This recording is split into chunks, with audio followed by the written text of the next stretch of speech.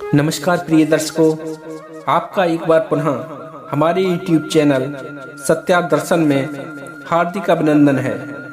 आज के प्रसंग में हम ये जानेंगे कि आखिर स्त्रियों की सबसे कीमती चीज क्या होती है और वो कौन सी चीज है जिसके लिए वो अपना सब कुछ कुर्बान कर देती हैं और उस कीमती चीज को पाने के लिए वो किसी भी हद तक जा सकती हैं।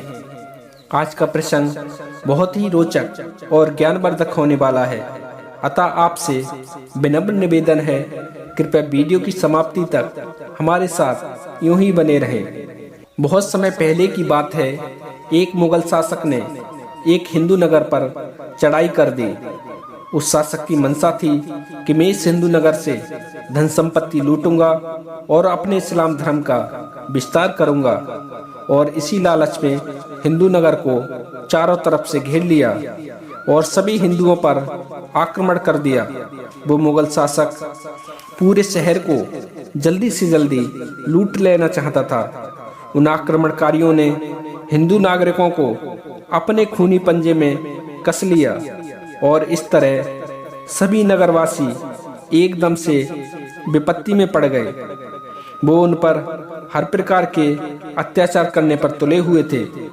वो एक भी हिंदू को जिंदा नहीं छोड़ना चाहते थे, परंतु ईश्वर की लीला बड़ी ही विचित्र है। कहते हैं ना, कभी कभी नास्तिक और अत्याचारी के मन में भी दया और सहानुभूति जागृत हो जाती है। ईश्वर की ऐसी कृपा हुई कि उस बादशाह के मन में भी दया का भाव जागृत हो गया। उसने सोचा, मैं हिंदू पुरुषों से तो जरूर नाराज हूँ, पर भला उनकी औरतों ने मेरा क्या बिगाड़ा है जो मैं उन्हें दंड दूं। मुझे उन पर रहम करना चाहिए और ये मेरा कर्तव्य भी है, पर उन पर दया करने का तरीका क्या होना चाहिए, किस प्रकार से उन पर हमदर्दी दिखाई जाए। मैं चाहता हूँ कि इस नगर की सभी हिंदू स्त्रियां बच जाएं और केवल हिंदू पुरुष ही सजा पाएं। काफी सोच विचार करने के बाद उस बादशाह ने एक फरमान जारी किया। फरमान में था कि सवेरा होते ही सभी हिंदू स्त्रियां अपनी कीमती चीज को गठरी में बांधकर इस नगर से बाहर निकल जाएं, पर एक बात का ध्यान रखें कि एक स्त्री केवल एक गठरी में ही वो अपना कीमती सामान ले जा सकती है। एक के अलावा कोई दूसरी गठरी नहीं ले जा सकती। इसके लिए वो रात में अच्छी तरह से सोच विचार कर लें कि कौन सी वस्तु वो ले जाना चाहती हैं और कौन सी वस्तु छोड़ना चाहती हैं। जो भी तुम्हारी कीमती वस्तु हो उसे रात में ही गठरी में बांधकर तैयार कर लेना। सुबह तुम उस वस्तु को लेकर नगर से बाहर निकल सकती हो। ये फरमान केवल स्त्रियों के लिए है। पुरुष एक भी शहर से बाहर नहीं जाना चाहिए। सिर्फ स्त्रियों को ही एक गठरी के साथ नगर से बाहर जाने की इजाजत है। बादशाह का ये फरमान सुनकर सारे नगर में हलचल मच गई। कुछ महिला तो उस मुगल शासक की दयालुता की प्रशंसा करने लगी और कुछ अपना कीमती सामान और आभूषण इकट्ठा करने लगी, और कुछ स्त्रियां अपने पुरुषों की खैर मना रही थी। सभी की सभी महिलाएं यही सोचने में लगी हुई थीं कि क्या छोड़ें और क्या ले जाएं।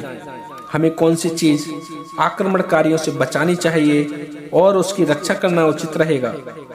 बेचारी पूरी रात यही सोचती रहीं। दूसरे दिन सवेरा हुआ और सवेरा होते ही सभी स्त्रियां अपने अपने सिरों पर एक एक गठरी रखकर नगर छोड़कर जाने लगी। किसी की गठरी छोटी थी तो किसी की बड़ी, किसी की गठरी हल्की थी तो किसी की गठरी इतनी भारी थी कि उस गठरी को लेकर उस पर चलना भी मुश्किल हो रहा था और चलने पर उनके पांव कांप रहे थे। तभी बादशाह के मन में एक विचार आया कि मुझे देखना चाहिए कि इन हिंदू स्त्रियों की सबसे कीमती चीज क्या है, और इन पे चला भी नहीं जा रहा। आखिर इतनी बड़ी बड़ी गठरियों में ये क्या लेकर जा रहे हैं। जरूर इनमें कीमती वस्त्र, आभूषण या कोई और कीमती वस्तुएं होंगी। मुझे देखना चाहिए। ऐसा निश्चय करके उस बादशाह ने सबकी गठरी खोलकर देखने का आदेश दिया। आदेश को सुनकर सभी बेचारी हिंदू स्त्रियां रुक गईं और डरते डरते सभी स्त्रियां अपनी गठरियों को उतारकर जमीन पर रखने लगीं। बादशाह ने अपने सिपाहियों से कहा कि सबकी गठरियों को खोलकर देखो और मुझे बताओ कि अपनी किस कीमती चीज को गठरी में बांधकर ले जा रही है। बादशाह के सिपाही उन गठरियों को खोलकर देखने लगे, परंतु किसी भी गठरी में से सोना चांदी या हीरे जवाहरात कुछ भी नहीं निकला। बादशाह ने देखा उन गठरियों के अंदर से केवल पुरुष निकल रहे हैं। कोई जवान है, कोई बूढ़ा है तो कोई बच्चा है। ये देखकर बादशाह चौंक उठा और हिंदू स्त्रियों पर चिल्लाते हुए बोला, क्या यही तुम्हारे आभूषण हैं? क्या यही तुम्हारी कीमती वस्तुएं हैं? मैंने तुम्हें अपनी कीमती चीज ले जाने का आदेश दिया था।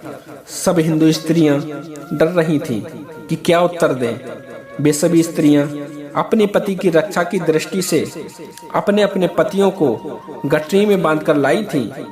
बादशाह ने जब और सख्त आवाज में पूछा कि इन पुरुषों को तुम क्यों छुपा के ले जा रही थी, तभी एक बूढ़ी औरत ने कुछ हिम्मत करके कहा, राजन, हम हिंदू स्त्रियों के लिए पति और पुत्रों से बढ़कर इस दुनिया में और कोई चीज कीमती नहीं है। हम पति पुत्र के बिना किसी सुख की कामना नहीं करती।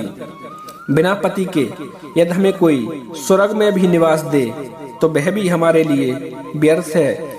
बिना पति के हमारे लिए वस्त्र आभूषण और धन का कोई भी मूल्य नहीं है। हमारे लिए हमारा पति ही सब कुछ है। हमारे पति में ही हमारे सभी तीर्थ समाये हैं। हमारे हिंदू धर्म में पति को परमेश्वर का दर्जा है। पति ही सर्वधर्म है।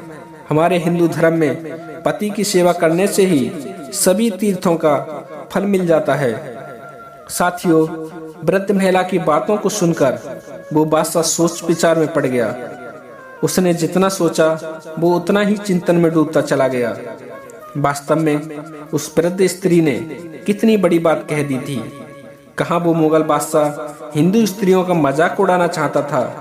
वो सोच रहा था कि हिंदू स्त्रियां अपनी गठरियों में अपने वस्त्र आभूषण और अपने भगवान की मूर्तियां लेकर जाएंगी और हम उन्हें तोड़कर उनसे कहेंगे कि ये ही तुम्हारे भगवान हैं जो तुम्हारी रक्षा न कर सके। लेकिन वृद्धा की बातों ने उस बादशाह को अंदर तक जोड़ दिया और हैरत में डाल दिया। बूढ़ी महिला कहने लगी, महाराज, हम हिंदू ये मानते आए हैं जिस घर में पति से पत्नी और पत्नी से पति अच्छी तरह प्रसन्न और संतुष्ट रहते हैं और एक दूसरे के लिए त्याग और बलिदान को तैयार रहते हैं, उस घर में सब सौभाग्य और ऐश्वर्य निवास करते हैं। और जिस घर में कलह रहती है वहाँ दुर्भाग्य और दरिद्रता बनी रहती है।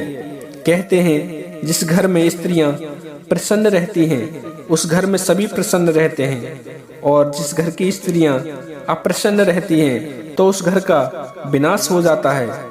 बूढ़ी महिला कहने लगी, हमारे पति में ही सब तीर्थ समाये हुए हैं और हमारे पति ही संसार की बहुमूल्य वस्तु है। अपने पति के बिना हम बिना पानी की मछली की तरह हैं। इसलिए हम सब ने अपनी सबसे बहुमूल्य संपत्ति पति रूप संपदा की रक्षा की। बिना पति के हिंदू नारी अपने आप को निर्जीव मानती है।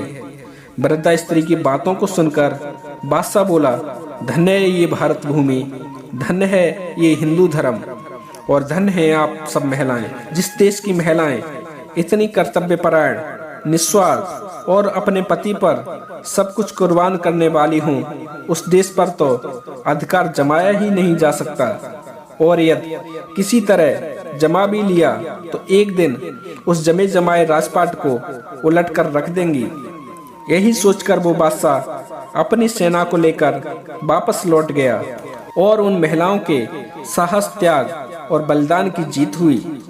अब आपको समझ में आ गया होगा कि संस्कारी स्त्रियों की बहुमूल्य चीज उसका पति ही होता है।